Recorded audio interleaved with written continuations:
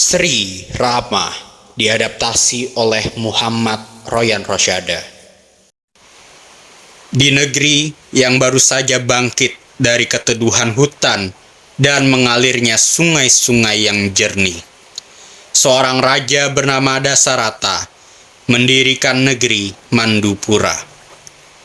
Negeri itu menjadi simbol kejayaan, tapi di dalam hati Dasarata tersembunyi kehampaan yang mendalam. Sebagai raja yang adil dan bijaksana, ia merindukan seorang pendamping yang dapat menyempurnakan hidupnya. Harapan itu tiba ketika ia menikahi Mandudari, seorang putri rupawan bagaikan dewi yang turun dari kahyangan. Pesta pernikahan mereka diiringi kereta hias, suara gendang, dan nyanyian pujian rakyat Mandupura. Namun, di tengah kemeriahan itu, insiden terjadi. Roda kereta Dasarata patah hingga ia dan Mandudari hampir terjatuh.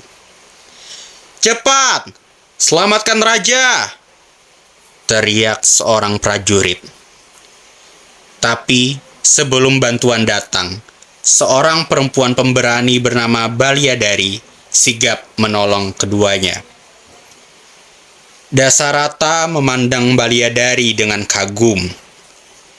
"Wahai gadis pemberani, engkau telah menyelamatkan nyawa kami. Katakan, apa yang kau inginkan?" "Hamba tak butuh apapun, tuanku," jawab Baliadari dengan nada rendah hati. Namun, Dasarata tak bisa mengabaikan keberanian gadis itu. Sebagai penghormatan, ia menjadikannya istri kedua. Bukan semata balas budi, tetapi karena ia melihat kesetiaan di dalam jiwa Baliadari. Sayangnya, meski sudah lama menikah, baik Mandudari maupun Baliadari belum juga dikaruniai anak. Dasarata pun mulai dihantui sepi dan kekosongan yang semakin dalam. Apakah kerajaanku hanya akan berhenti di sini? Ia sering merenung di balkon istana, memandang bintang-bintang. Dalam kegundahan itu, Dasarata pergi menemui Maharesi Perwita. Maharesi itu memberikan syarat. "Buatlah hamum untuk memuja gandum. Gandum itu akan menjadi berkah bagi istri-istrimu." Dasarata mematuhi nasihat itu. Tetapi di perjalanan pulang, takdir membawanya bertemu Maharesi Brahmadewa di hutan.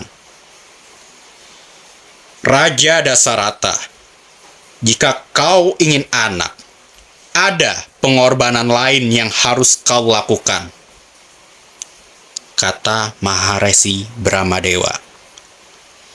"Kau harus membunuh 1000 gajah." Meski berat, Dasarata melakukannya. Setelah semua pengorbanan itu selesai, doa-doanya akhirnya terjawab. Mandudari melahirkan 2 putra, Sri Rama dan Laksamana. Sedangkan Baliadari melahirkan 3 anak, Citradana, Berdana, dan Kikui Dewi. Kebahagiaan Dasarata diuji ketika seorang raja dari Langkapuri, Rawana, datang ke Mandupura dengan niat buruk. "Dasarata," ujar Rawana dengan nada angkuh, "serahkan serahkan Mandudari kepadaku. Jika tidak, Mandupura akan kubakar hingga jadi abu." Mandudari yang penuh akal mendekati Rawana dan berkata lembut, "Tuan Rawana, jika itu keinginanmu, izinkan aku bersiap terlebih dahulu." Diam-diam, Mandudari memerintahkan seorang perempuan hasil pemujaan khusus untuk menggantikan dirinya. Perempuan itu bernama Mandudaki, menyerupai Mandudari dalam segala hal. Rawana yang tak menyadari tipu muslihat ini membawa Mandudaki ke Langkapuri. Di Langkapuri, Mandudaki melahirkan seorang putri bernama Sita Dewi. Ketika seorang peramal memberitahu bahwa suami Sita Dewi kelak akan menjadi kehancurannya, Rawana murka. Ia memerintahkan prajuritnya membunuh bayi itu. Tetapi Mandudaki membujuknya untuk mengurungkan niat itu.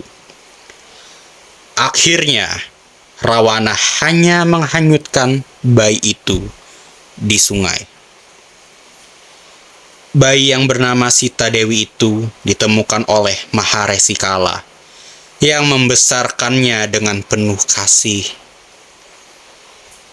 Ketika Sita Dewi beranjak dewasa, Maharesi Kala mengadakan sayembara untuk mencari suami yang pantas baginya.